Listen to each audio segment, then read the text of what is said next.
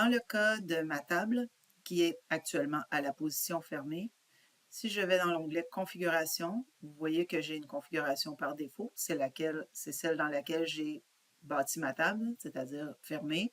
J'ai une configuration ouverte, que lorsqu'elle est ouverte, j'ai 2 panneaux en place et pas de panneau dessous. Et ouvert avec seulement une des 2 rallonges. Donc, j'ai un panneau dessous et un panneau sur le dessus.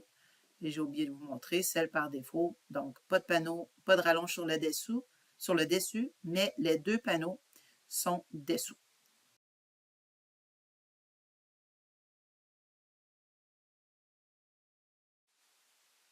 Donc, j'ai ouvert un nouvel assemblage qui se nomme maintenant table complète, dans lequel j'ai amené 2 fois mon sous-assemblage piétement. Mon premier sous-assemblage, quand je l'amène, il est fixe. Je dois le libérer pour être capable de le positionner exactement là où je le veux. Je fais ça soit en fixant ou en libérant, justement, mon sous-assemblage. Dans ce cas-ci, j'ai déjà positionné le dessus de ma traverse avec le plan de dessus. J'aime bien avoir mon centre avec mon centre, donc je peux aussi faire une contrainte entre 2 plans, c'est-à-dire entre ce plan-ci et ce plan-là, contraindre. Et particulièrement pour cet exercice-là, je ne contraindrai pas en fait mon plan de droite avec ici mon champ de traverse qui se trouve en fait le milieu de ma table lorsqu'elle est fermée. Je vais en fait lui donner une distance, une contrainte de distance de 0. Donc, pour être capable de venir dire à cette contrainte-là, éventuellement, je veux que tu ailles à 15, je veux que tu ailles à 16. Si c'est une coïncidence, on n'est pas capable de faire bouger notre piétement. Donc, je prends ces 2 surfaces-là. Par défaut, il me donne coïncidence, mais moi, ce que je veux, c'est un bloc, excusez-moi, pas un blocage, une distance à 0. Et voilà. Donc, actuellement, si je sors de mes contraintes, ce piétement-là, il est fixe. L'autre piétement, lui, est encore mobile. Je vais m'en occuper plus tard. Je referai la démonstration. Donc, coïncident en surface, coïncident par le milieu, mais avec une distance de 0 actuellement pour ce qui est de cet alignement-là, c'est-à-dire du centre de ma table. Cet alignement-là, je vais aller dans le pont piétement, je vais aller chercher ma contrainte de distance. Et lorsque je clique dessus, vous voyez mon petit 0, il apparaît ici, là. Il est difficile à voir, mais quand vous voyez au bout de mon curseur arrive, dans le fond, l'icône de distance, je peux cliquer sur la distance pour la changer, mais je vais faire un bouton droit pour aller configurer la cote. Et je vais lui dire, dans celui que j'appelle défaut, qui est ma configuration fermée, donc je veux que ce soit 0. Et dans ma nouvelle configuration, je vais en avoir un d'ouvert. Puis celle-ci, je vais le mettre à 15 pouces. À vous de déterminer. Je fais OK. Et comme j'ai créé une configuration dans mes codes, se crée nécessairement des configurations. Toutes les configurations que vous allez créer se trouvent ici. Et si je fais ouvert, vous voyez, ma pièce vient de se déplacer de 15 pouces par rapport au plan de droite. Si je suis à défaut, hop, elle se referme. Je vais refaire le même exercice avec, dans le fond, le deuxième sous-ensemble.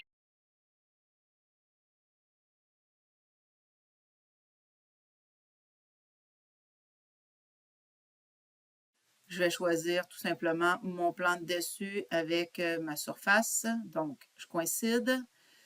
Je vais avoir dans ce piétement-là, qui est le deuxième, mon plan de face avec le plan de face de l'assemblage. Et encore une fois, je refais la même chose, c'est-à-dire que je vais créer une contrainte de distance entre mon plan de droite d'assemblage et le bout de ma traverse ici. Donc, par défaut, il me donne une distance de 1. Ce n'est pas du tout ça que je veux. Là, actuellement, je veux 0. OK. OK. Et de la même façon, j'accepte.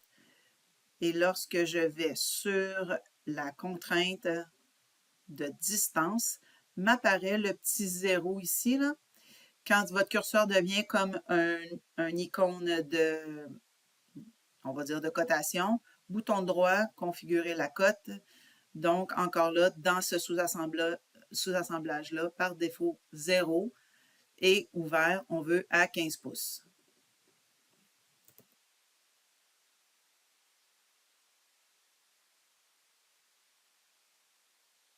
Donc, si je retourne dans mes configurations, ouvert, hop, et fermé, hop.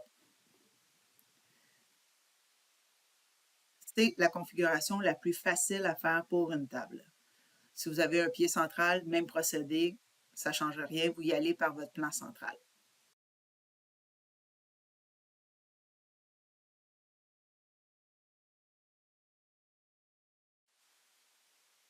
Voilà, j'ai continué de monter la table avec les pièces qui sont fixes dans l'ordre fermé. Donc, parce qu'on était dans cette configuration-là, celle qui était fermée. Donc, j'ai mis mes dessus. J'ai mis les deux rallonges dessous aussi. Il est aussi possible de mettre, je vous avais dit, donc de façon schématisée aussi les coulisses pour ceux qui en ont, ceux qui veulent le faire. Donc, je vous fais un petit aperçu rapide sur comment travailler avec les coulisses. Mes coulisses comme telles, c'est un assemblage en soi que j'ai pris 3 pièces. Il y en a une, celle du centre qui est fixe, et les deux autres qui glissent de 15 pouces, de ce que vous avez besoin selon la longueur de la coulisse que vous avez choisie. Et quand je l'amène dans mon assemblage, donc la partie, ce que j'ai tendance à faire, c'est comme ma partie fixe de coulisse, c'est celle du centre, c'est elle qui ne bougera pas. Donc, elle, je vais l'assembler le plus possible avec les contraintes des traverses, des plans. Donc, mon plan centre de coulisse va devenir mon plan centre de table. Mais pour ce qui est des autres parties, les deux parties qui doivent être mobiles, je vais m'accrocher au-dessus de table ou aux traverses pour lui permettre de bouger.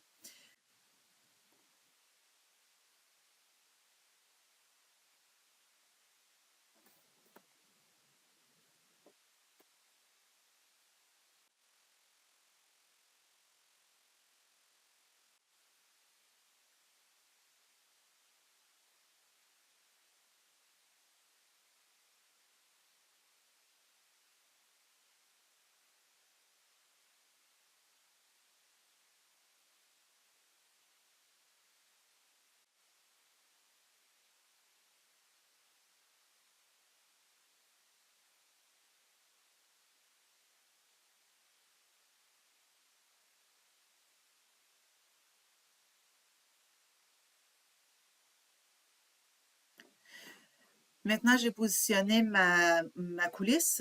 J'aimerais, de facto, elle est comme barrée. Je ne suis pas capable de l'ouvrir, malgré que dans ma pièce, quand je vais dedans, tout bouge. Mais lorsque j'amène un assemblage dans un autre assemblage, de facto, SolidWorks minimise ses calculs et vient bloquer l'assemblage de niveau du deuxième niveau. Donc, comment le rendre souple, faire en sorte que ça puisse bouger. Bouton droit, vous allez dans les propriétés de l'assemblage, en fait, de l'assemblage coulisse de bois. Vous allez dans ses propriétés et vous avez résoudre en tant que flexible. Ça va vous permettre de pouvoir faire bouger votre coulisse dans un même assemblage. Donc, si je vais dans mes configurations, ma table elle est fermée. Lorsque je l'ouvre, vous allez voir les panneaux de dessous, mais vous voyez que mes coulisses n'ont pas suivi malgré elles puissent être dans cette. Ben, en fait, quand j'ai activé la souplesse, j'étais dans le défaut, donc je dois le faire aussi pour le ouvert. Donc, je retourne tout simplement à cet endroit-là et je lui dis, même dans cette configuration-là, je veux la coulisse souple, flexible, en fait. Coulisse flexible ici aussi. Maintenant, elles vont pouvoir bouger avec l'ouverture. Évidemment, il va falloir leur donner une contrainte. Qu'est-ce qu'on veut qu'elles bougent, en fait? Est-ce qu'elles suivent, est-ce qu'elles viennent s'attacher à la traverse? Est-ce que c'est le point centre de ma coulisse qui devient avec le point centre de mon plateau?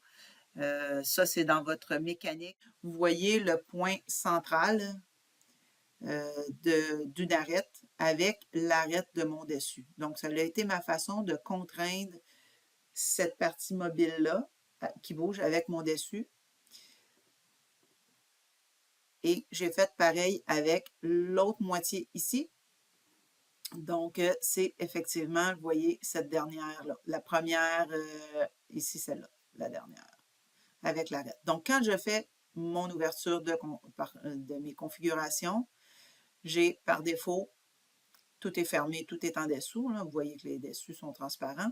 Et quand c'est ouvert, bien en fait, ma partie centrale, comme elle est contrainte avec les plans centraux de mon assemblage, rien ne bouge.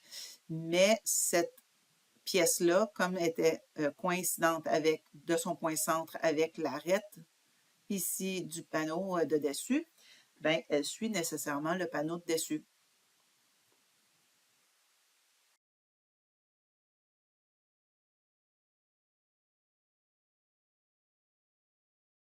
On aimerait bien avoir pas de panneau au centre ici pour ma configuration ouverte et 2 panneaux à leur place pour faire une table complète prête à recevoir des convives. Comment faire? En fait, ce que je vais faire, ça va être d'ajouter, je vais juste refermer toutes mes informations ici. Vous voyez, j'ai mes piétements, mes dessus, mes coulisses, ces 2 rallonges-là ici.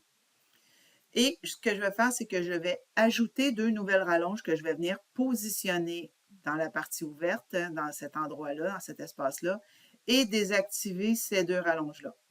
Donc, je le fais à l'instant.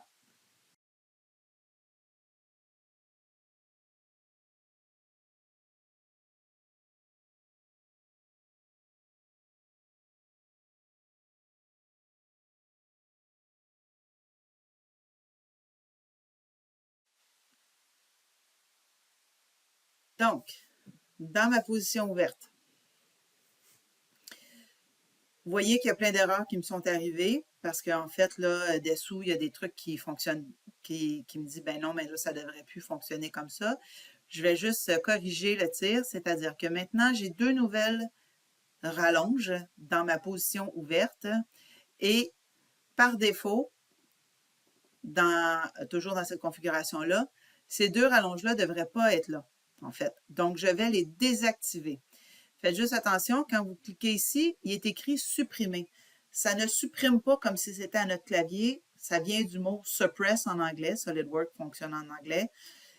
Et il ne fait que les désactiver, donc il va les mettre en gris. Excusez-moi, j'ai fait la mauvaise.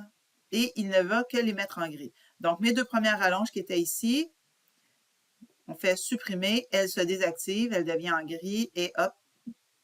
Vous voyez que toutes en fait, les contraintes qu'il y avait qui ne fonctionnaient plus parce que j'étais en mode ouvert, est maintenant disparu. Donc, j'ai ma configuration ouverte et quand je referme le tout, je dois retourner. Et maintenant, vous voyez que, oups, là, il y a des trucs. Il me dit, ben ouais, mais là, il y a 2 rallonges de trop qui sont sur le dessus. Je retourne dans mon arbre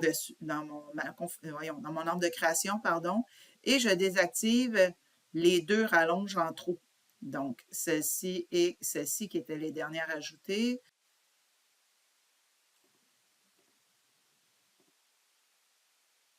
Et mes 2 traverses sont dessous. Et dans le cas de la ouverte, les 2 traverses sont désactivées dans cette configuration-là. Donc, l'idée, c'est vraiment juste d'aller activer et désactiver. Quand je suis sur défaut, je retourne ici, je désactive, j'active. Pareil comme quand on fait des fonctions avec poignée, pas de poignée, selon des configurations, une façade. Bien là, c'est la même chose. En fait, c'est qu'on veut avoir des rallonges ou pas de rallonges dans une façon ou comme dans une autre.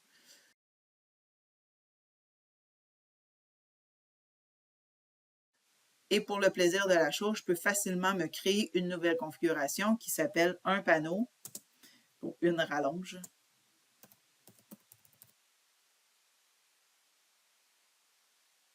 dans laquelle je pourrais venir, je refais le même scénario, c'est-à-dire que je vais configurer ma première cote, si vous vous souvenez bien. Donc, le mouvement de mon piétement, il y en a un qui peut rester fixe et l'autre, en fait, je vais prendre mon premier piétement, lui va rester à sa place et l'autre va bouger de la moitié de sa, ben, en fait, de sa distance qu'on avait à 0. Donc, celle-ci, je vais, oups, j'avais pas le, attendez un petit peu, il faut vraiment que j'ai le curseur de cotation, bouton droit, configurer la cote. Et dans première rallonge, ben, en fait, cette partie-là bouge à 15 pouces, mais l'autre ne bougera pas. Bon, on fait OK. Et encore une fois, je viens ajouter une rallonge.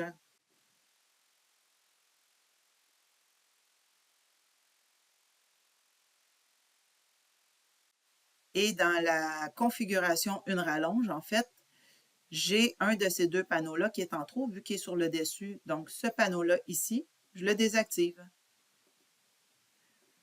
Donc, si je retourne dans mes configurations,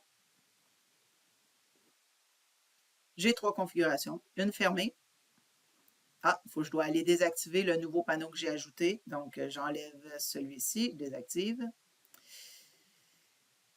La ouverte et celle ouverte avec une rallonge seulement.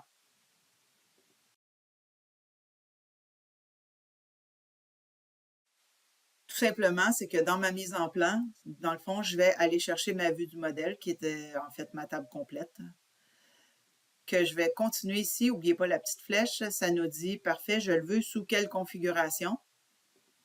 Je le veux tout d'abord en défaut, en ISO. Hop. Puis après ça, je peux faire, ouais, j'aime bien le trimétrique habituellement, bon, ou dimétrique même. Bah, on l'aime bien comme ça. Et j'accepte et je vais rechercher encore une fois ma table complète, cette fois-ci avec un panneau en dimétrique. Et voilà.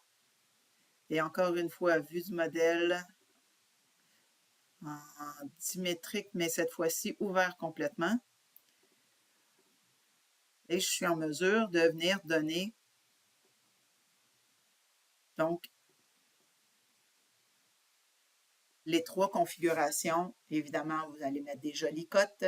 Vous allez mettre des... il est possible dans ce cas-ci, d'ailleurs, comme c'est une représentation schématique, il est possible de mettre des cotations à ce moment-là, vraiment plus pour représenter l'ensemble du projet. Donc, on sait que celle-ci va faire 74, celle-ci dans sa position intermédiaire, 59, et dans ce cas-ci,